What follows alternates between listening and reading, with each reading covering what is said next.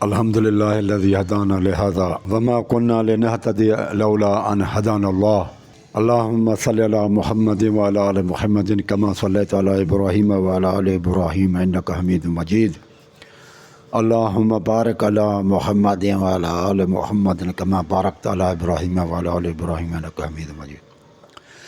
ساتھیو، یہ آج کا ویڈیو یہ بھی اویس اقبال صاحب کو جو اتھیسٹ ہیں ان کی اصلاح کے خاطر اور اویس اقبال صاحب کی طرح کے لوگوں کی اصلاح کے خاطر یہ آج کی ویڈیو بنائی جا رہی ہے کہ قرآن مجید اللہ تعالیٰ کی کتاب ہے اور کسی انسان کی لکھی ہوئی نہیں ہے۔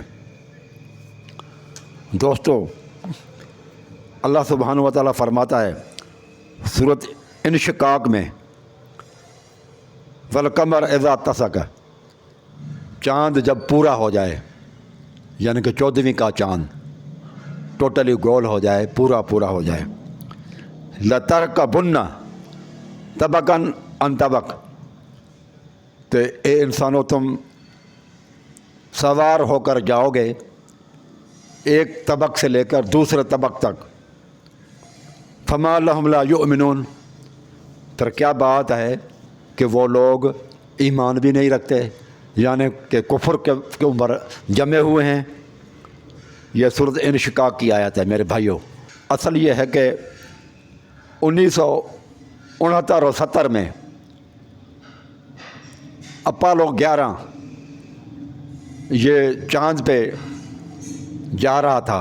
اوپر جب یہ گئے چاند پہ جانے کے لیے، یہ تو واقعہ ہے 1969 اور 70 کا میرے بھائیوں، لیکن کہ چاند پر انسان جا سکتا ہے اور اوپر کے طبق میں بھی داخل ہو سکتا ہے، اس آیت قرآن مجید نے پہلے ہی 1400 سال پہلے یہ بتا دیا تھا کہ اے انسانو والقمر اذا اتسق، جب چاند جب پورا ہو جائے، لترکبن،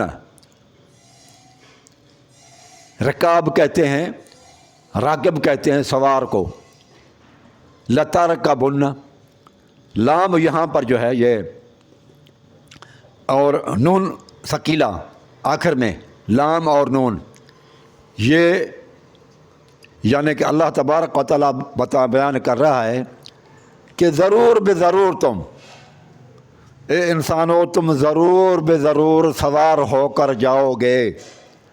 کب؟ مستقبل میں، مستقبل قریب میں تم ضرور بے ضرور سوار ہو کر جاؤ گے ایک طبق سے دوسرے طبق تک۔ یہ جو ایٹماسفیئر ہے، زمین کا طبق کیا ہے؟ زمین کا ایٹماسفیئر، جہاں پر گریویٹیشنل فورس آف ارتھ، زمین کی گریوٹی، زمین کی کشش ثقل موجود ہے، اس سارے علاقے کو زمین کا طبق کہیں گے۔ اوپر پھر چاند کا طبق ہے، جو گریویٹیشنل فورس آف جو ہے نا وہ مون جہاں تک کام کرے گا اس کو چاند کا طبق کہا جائے گا۔ مریخ کا طبق وہ ہے جس میں مریخ کشش کرے، گریویٹیشنل فورس ہوگا، اس کو کہا جائے گا مریخ کا طبق۔ تو اللہ تبارک و تعالیٰ نے یہ طبقاً عن طبق، ایک طبقے سے دوسرے طبق پر تم سوار ہو کر جاؤ گے مستقبل میں، لیکن سب سے پہلے جو زمین کے نزدیک طبق ہے پہلے اس پہ جاؤ گے۔ اور اللہ تبارک و تعالیٰ نے قسم اٹھا کر بات کہی، کیا کہا؟ والقمر، اور سب سے پہلے گواہی جو ہے وہ قمر چاند دے گا۔ سب سے پہلے اس کی گواہی چاند دے گا کہ تم ضرور بے ضرور اے انسانوں ایک طبق سے دوسرے طبق تک جا سکو گے، لیکن اس کے لیے یہ ہے کہ تمہارے پاس ایک قوت ہونا چاہیے، سلطان ہونا چاہیے۔ اور جگہ پر بھی اللہ سبحانہ و تعالیٰ نے کہا ہے کہ یا معاشر الجن والانس، سورۃ رحمان میں ہے، اے جنوں اور انسانوں، یا معاشر الجن والانس ان استطعتم، اگر تمہارے اندر طاقت ہے تو تم نکلو۔ لیکن اللہ تعالیٰ فرما دو ان استطعتم ان تنفذوا من اقطار السماوات والارض، کہ آسمان اور زمین سے اوپر تم نکلنے کی کوشش کرو، نکلو، لیکن اللہ تعالیٰ فرماتا لا تنفذون، لیکن تم نہیں نکل سکو گے الا بسلطان، سوائے سلطان کے، طاقت کے، قوت کے۔ اور طاقت اور قوت، یہ طاقت اور قوت میں یہ چیزیں شامل ہیں نا، جہاز وغیرہ اور یہ چاند گاڑی، یہ جو آپ قوت کے زور پر ہی تو زمین کے گریویٹیشنل فورس سے آگے آپ جا رہے ہیں نا۔ تو یہ سورۃ الرحمن میں بھی اللہ تعالیٰ نے فرمایا کہ زمین کی حدود سے تم نکل سکتے ہو تمہارے پاس اگر سلطان ہو، قوت ہو، طاقت ہو۔ اور یہاں پر اللہ تعالیٰ نے سورۃ انشقاق میں بتایا کہ جب اے انسانوں تم جاؤ گے تو یہاں پر لترکبن بے کے اوپر پیش ہے، پیش، یعنی کہ کم سے کم اسٹارٹنگ میں ہی تم، اللہ تعالیٰ نے جمع کا صیغہ استعمال کیا ہے، لترکبن۔ اگر ایک بندہ جاتا اپولو 11 میں تو پھر کہا جاتا اللہ تبارک و تعالیٰ نے بے کے اوپر زبر آ جاتی کہ تم میں سے 2 بندے جائیں گے، لیکن اللہ تعالیٰ نے یہ نہیں کہا لترکبان کہ تم میں سے 2 بندے جائیں گے یا تم میں سے 1 بندہ جائے گا۔ اسٹارٹنگ میں، شروعات میں ہی، انیشلی طور پر بھی اللہ تعالیٰ نے بے کے اوپر پیش ہے جو کہ جمع کا صیغہ ہے کہ کم از کم ایٹ لیسٹ 3 آدمی جائیں گے، اسٹارٹنگ کے دوران ہی شروعاتی 3 بندے کریں گے اور زمین کے ایک طبق سے دوسرے طبق پر جائیں گے، لیکن سب سے پہلی گواہی دینے کے لیے اللہ تعالیٰ نے گواہ بنایا قمر کو کہ والقمر اذا اتسق۔ تو یہ اللہ تبارک و تعالیٰ نے، اچھا یہ 3 شخص تھے، کون کون سے تھے؟ پہلا نیل آرم اسٹرانگ، دوسرا ایلڈرن اور تیسرا مائیکل کولنز۔ یہ تینوں بندے اس اپولو 11 میں 11 میں جو ہے نا وہ چلے گئے تھے، اور یہ تینوں نام اللہ تبارک و تعالیٰ نے پہلے ہی بتا دیا کہ یہ جب جو بندے جائیں گے نا، یہ جمع کی بات کہ اللہ نے 2 کی بات نہیں کی، بان نہیں کہا، بلکہ کیا کہا لترکبن بے کے اوپر پیش ہے قرآن مجید کے اندر، یعنی کہ تم اسٹارٹنگ میں ہی جمع کا صیغہ بتایا، اور جمع کا صیغہ استعمال ہوتا ہے 3 یا 3 سے زیادہ، تو اسٹارٹنگ ہی 3 سے ہوئی اور اس کے بعد بھی لوگ جاتے رہیں گے اگر ان کے پاس سلطان ہو، قوت ہو تو یہ اللہ تعالیٰ نے بیان کر دیا۔ اور واقعی یہ دیکھا گیا کہ اس وقت 3 بندے تھے، نیل آرم اسٹرانگ، ایلڈرن اور مائیکل کولنز، یہ تینوں بندے چاند کے اوپر وہ جو ہے نا وہ اترے ہیں۔ تو میرے بھائیوں، پھر اللہ تعالیٰ آپ دیکھیں قرآن مجید کی حکمت اور قرآن مجید کی باتیں، اور اللہ تبارک و تعالیٰ نے کس طرح سے یہ باتیں پہلے 1400 سال بتائیں، جو کہ 1969 اور 70 کا واقعہ ہے، اور اس کی نشان قرآن مجید پہلے ہی بتا دیتا ہے 1400 سال پہلے قرآن مجید کی صورت میں۔ تو اللہ تعالیٰ یہ بھی فرماتا ہے، پھر آگے کیا فرمایا اللہ نے؟ فما لہم لا یؤمنون، کہ ان لوگوں کو کیا ہوا کہ پھر بھی ایمان نہیں لاتے۔ اس کا مطلب کہ یہ تینوں بندے جو ہوں گے وہ مسلم نہیں ہوں گے، کیا کون ہوں گے؟ ہوں گے بھی یہ کافر، اور یہ تینوں ہی کافر تھے۔ تو اللہ تعالیٰ نے پہلے ہی بتا دیا کہ فما لہم لا یؤمنون۔ اب ان لوگوں کو جو یہ کافر ہیں، کافر گئے اور یہ قرآن مجید کی عظمت کا اقرار کرتے ہوئے، اے لوگوں اب تو تمہیں ایمان لانا چاہیے۔ فما لہم لا یؤمنون، یعنی کہ ہوں گے بھی یہ تینوں ہی کافر، اور یہ اللہ تعالیٰ نے پہلے بتا دیا قرآن مجید کے اندر 1400 سال پہلے کہ پھر تو ایمان لانا چاہیے ان کو۔ دیکھیں اب کیا یہ کوئی بندہ کہہ سکتا ہے کہ 1400 سال پہلے باتیں 1970 اور 69 کی باتیں اللہ تبارک و تعالیٰ نے قرآن مجید میں 1400 سال پہلے بتائی، پھر بھی وہ اویس اقبال صاحب کہیں کہ یہ مجھے تو قرآن مجید کے اندر ایسی باتیں محسوس نہیں ہوئیں جو عام کتابوں کی طرح مجھے قرآن مجید محسوس ہوا۔ اب آپ مجھے بتائیں میرے بھائی اویس اقبال صاحب کہ یہ اب میراکل آف قرآن نہیں ہے کیا؟ یہ دنیا کے اندر کوئی اس طرح سے انسان کوئی پیش گوئی کر سکتا ہے اس طرح کی باتیں؟ ہرگز نہیں کر سکتا۔ تو یہ اب بھی کیا کسی کو شک ہے کہ یہ اللہ سبحانہ و تعالیٰ کی کتاب نہیں ہے؟ پھر آپ دیکھیں 15ویں صدی عیسوی میں پولینڈ کا نکولس کوپرنیکس ایک جو ہے نا وہ سائنسدان تھا، اس نے یہ اعلان کیا تھا کہ سورج ساکن ہے، حرکت نہیں کر رہا، چاند حرکت نہیں کرتا بلکہ زمین حرکت کر رہی ہے۔ اس کے بعد 18ویں صدی عیسوی میں ولیم ہرشل نے کہا کہ سورج متحرک ہے۔ ٹھیک ہے، یہ 18ویں اور 15ویں صدی کی باتیں ہیں۔ 18ویں صدی میں، 15ویں صدی تک کسی کو پتہ نہیں تھا، 18ویں صدی تک کسی کو پتہ نہیں تھا۔ پھر یہاں آ کر ولیم ہرشل نے کہا کہ نہیں، سورج بھی حرکت کر رہا ہے۔ اب آئیں قرآن مجید کی طرف۔ محمد صلی اللہ علیہ وسلم تو اوپر گئے ہی نہیں ہیں۔ آسٹرونامی جو ہے نا، علم النجوم، رسول اللہ صلی اللہ علیہ وآلہ وسلم کسی شخص سے تو سیکھا ہی نہیں تھا، اور تو وہ ان کو کس طرح سے اللہ سبحانہ و تعالیٰ نے، یہ قرآن مجید کی آیت ہے، والشمس تجری لمستقر لها ذالک تقدیر العزیز العلیم، سورہ یاسین ہے اور آیت نمبر 38 ہے۔ اے لوگو، یہ چاند سورج جو ہے نا، سورج وہ حرکت کر رہا ہے، اپنے مستقر کی طرف جا رہا ہے، اپنے مستقر کی طرف جو اللہ تبارک و تعالیٰ نے اس کے لیے مقرر کی ہے، اس کی طرف حرکت کر رہا ہے۔ تجری وہ تیر رہا ہے، حرکت کر رہا ہے، اور یہ اللہ تبارک و تعالیٰ نے، عزیز العلیم نے اس کی لیے جو ہے نا یہ قانون بنایا ہوا ہے، اور اس کو وہ فالو کر رہا ہے اور وہ حرکت کر رہا ہے۔ میرے بھائیوں، یہ سورۃ یاسین میں بات وہ آ گئی جو 18ویں صدی میں سائنسدانوں نے ثابت کی ہے، اور قرآن مجید پہلے بتا رہا ہے۔ کیا پھر بھی کوئی بندہ کہہ سکتا ہے کہ یہ جو ہے نا وہ قرآن مجید میں ایسی باتیں نہیں ہیں، یہ تو عام کتابوں کی طرح کتاب ہے؟ تو میرے بھائی اویس اقبال صاحب، ذرا آپ اس میں سوچیں۔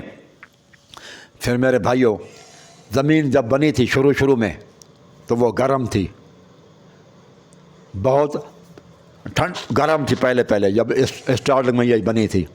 اس کے بعد وقت گزرنے کے ساتھ ساتھ تو وہ جو ہے نا ٹھنڈی ہوتی جا رہی ہے، پہلے کے مقابلے میں ٹھنڈی ہوئی ہے، اور یہ ٹھنڈی چیز سکڑتی ہے، کنٹریکٹ ہوتی ہے، اور ہارٹ چیز ایکسپینڈ ہوتی ہے، ایکسپینڈ۔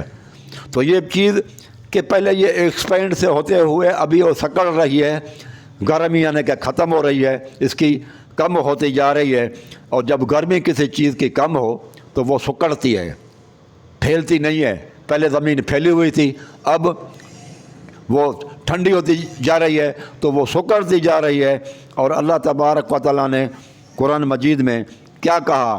سورۃ الرعد اور آیت نمبر 41 کے اندر ہے، سورۃ الرعد آیت نمبر 41 میں ہے کہ اولم یرو، کیا انہوں نے نہیں دیکھا، انا ناتی الارض، کہ ہم زمین کو کر رہے ہیں، ننقصھا من اطرافھا، وہ چاروں طرف سے زمین کو جو ہے نا وہ سکڑ رہے ہیں۔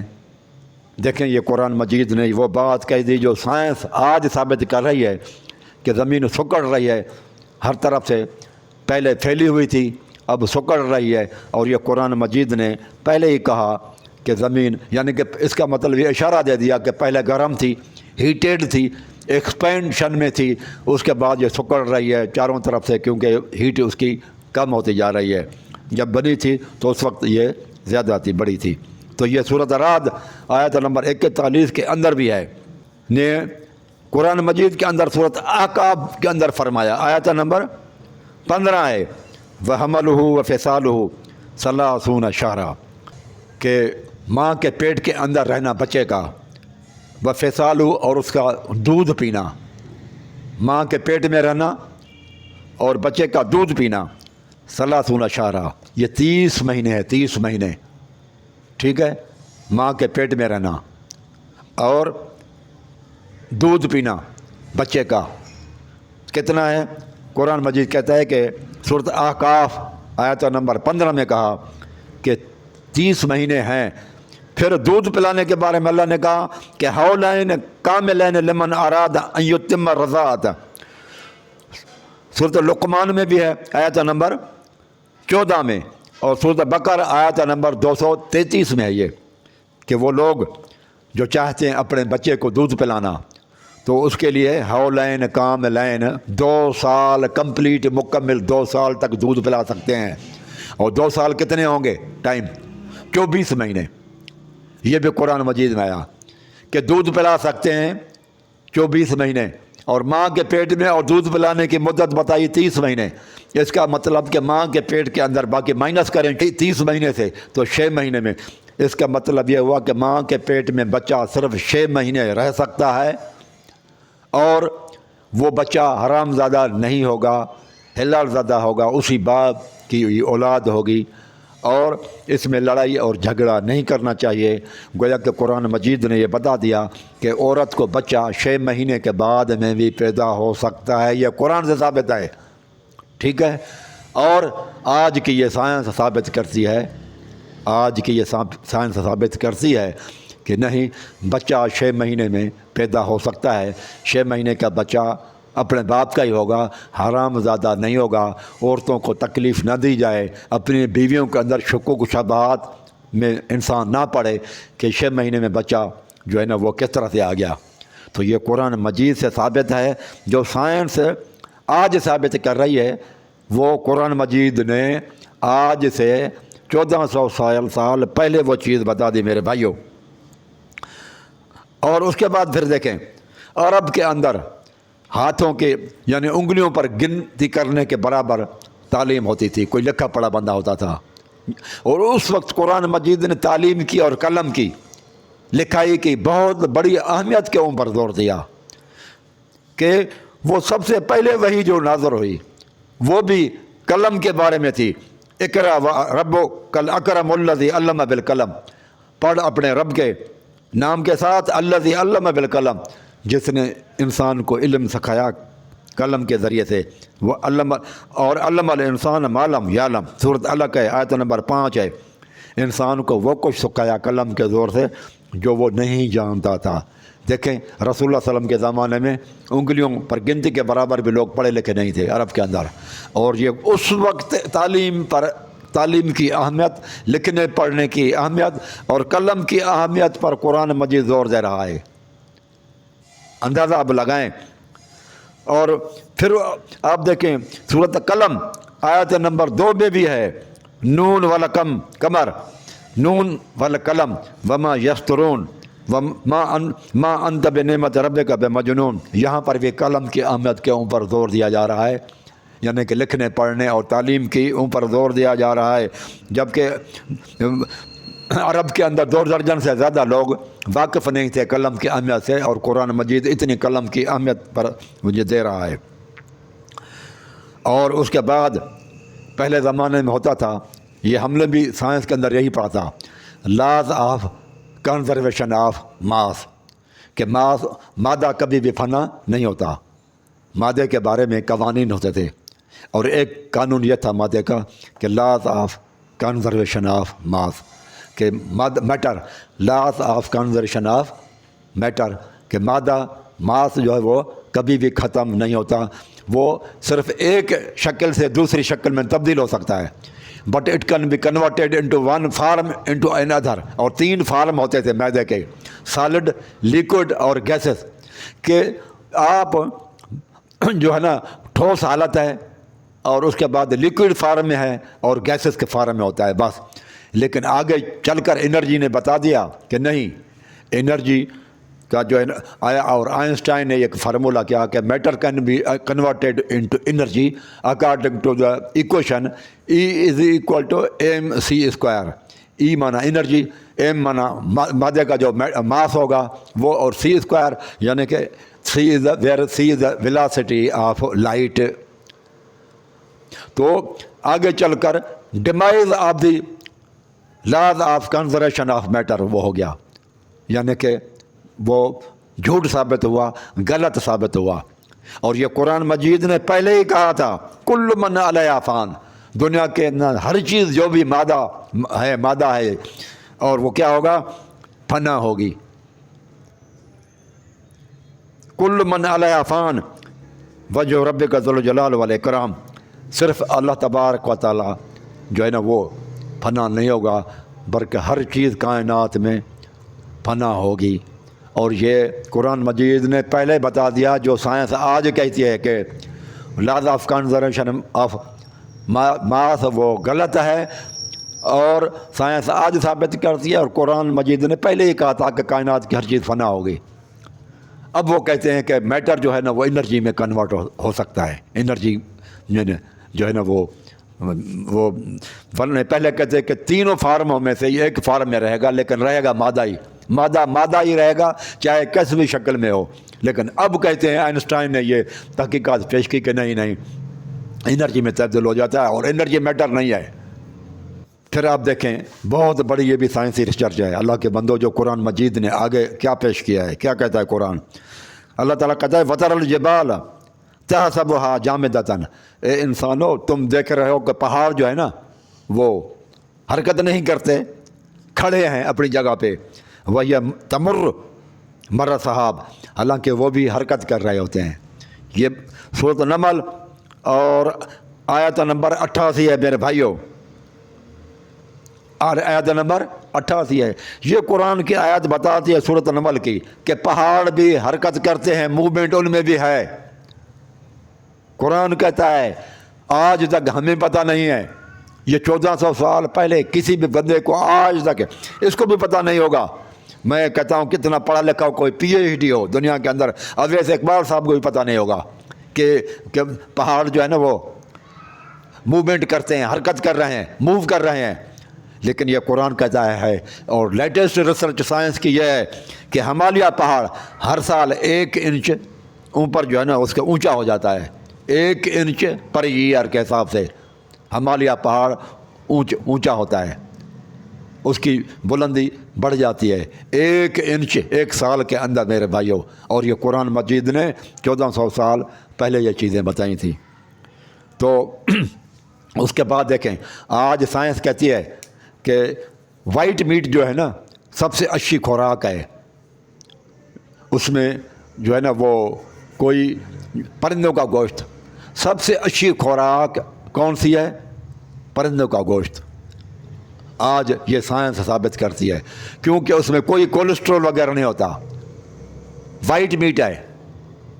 اور یہ ہمارے جو گوشت یہ وائٹ میٹ میں نہیں آتے، پرندوں کا گوشت وائٹ میٹ میں آ جاتا ہے، اس میں کوئی نقصان نہیں ہوتا۔ اور اللہ تعالیٰ قرآن مجید میں کیا کہتا ہے کہ جنتیوں کو جو خوراک کھلائی جائے گی نا وہ کیا ہوگا؟ وَلَحْمَ طَيْرًا مِمَّا يَشْتَهُونَ، پسندیدہ ان کو گوشت کھلایا جائے گا، پرندوں کا گوشت کھلایا جائے گا۔ وَلَحْمَ طَيْرًا، پرندوں کا گوشت کھلایا جائے گا جنتیوں کو۔ دیکھا، اور یہ سائنس ثابت کرتے ہیں کہ سب سے زیادہ فائدہ والا گوشت پرندوں کا گوشت ہے، اس میں کوئی بھی نقصان نہیں ہے، کوئی کولیسٹرول وغیرہ اور چیزیں اس میں نہیں ہیں۔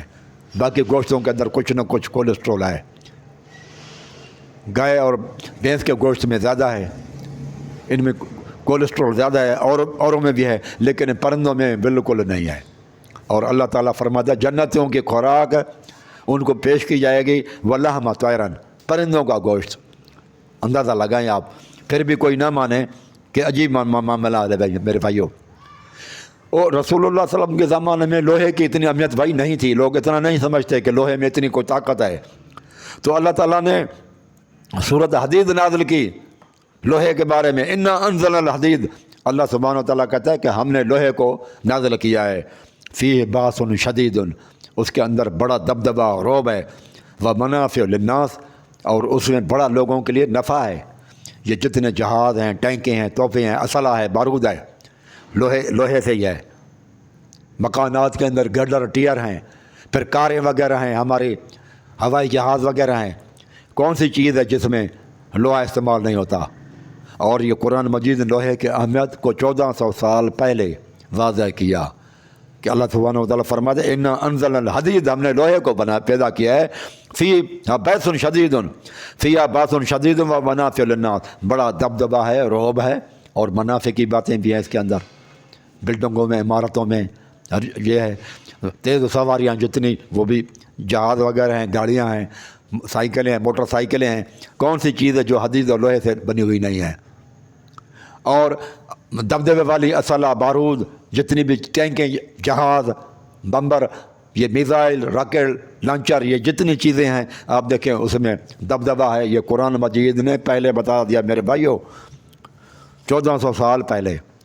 تو اویس اقبال صاحب آپ یہ دیکھیں، آپ کہتے ہیں قرآن مجید اور کتابوں کے اندر مجھے کوئی خاص بات نظر نہیں آئی، ہم آپ کی اصلاح کے لیے قرآن مجید سے دلائل پیش کر رہے ہیں، تاکہ اللہ تبارک تعالیٰ آپ کو ہدایت پہ لائے، اور لوگ جو ہیں آپ کے خیال کے لوگ، ان کے طرف ان کے لیے بھی کہ اللہ تعالیٰ شاید ان کو بھی اس معاملے میں کوئی ہدایت دے دے۔ اس پر، ان آیات کے اوپر آپ غور فکر کریں اور سوچیں۔ اقول قولی ھذا استغفر اللہ استغفر اللہ استغفر اللہ۔